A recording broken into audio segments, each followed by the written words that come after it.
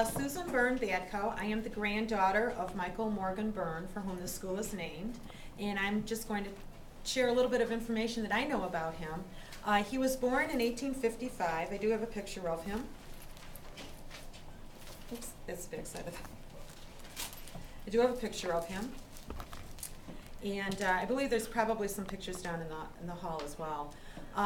He was born in 1855.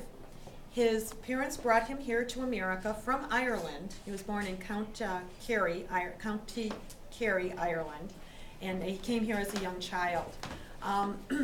The family history is kind of sketchy, but I think his parents were teachers or somewhat educated in Ireland, but they did come to America for better opportunities. And so he was educated in grammar school. He got an 8th grade diploma, which was absolutely unheard of in the late 1800s. He went on to St. Ignatius College, which is now Loyola University, which was also unheard of.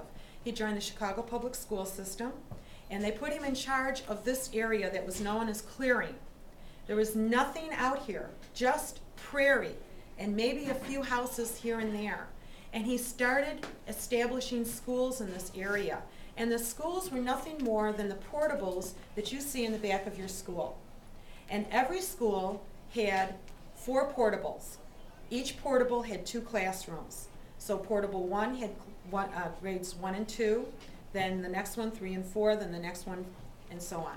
Just like what you have today. Don't you have 7th and 8th grade classes and 1st and 2nd grade classes? Well, they kind of did the same thing back then, until they had enough of a population to actually build a brick and mortar school.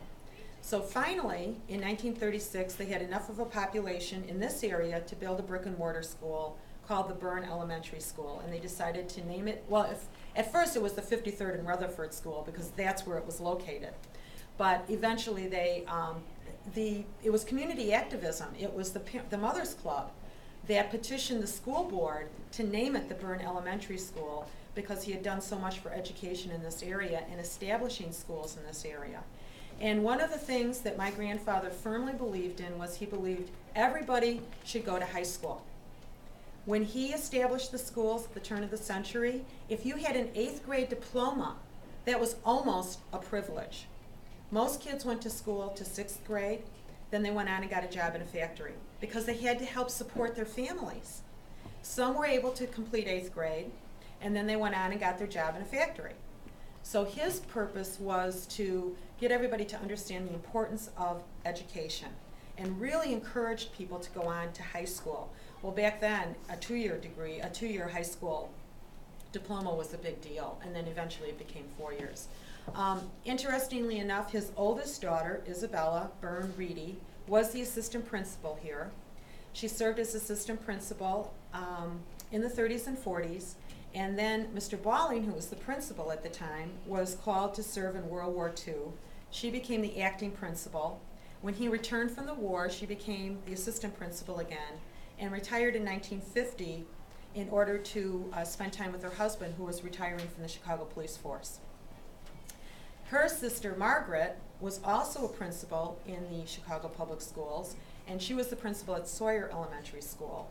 Now, the thing that I think is interesting is my grandfather's love of education and love of school rubbed off on my Aunt Isabel and my Aunt Margaret, because both of them, as women in the 1920s and 1930s, they not only went to high school, but they went to college, and then they went on and got their master's degrees, which was absolutely unheard of in the 1930s.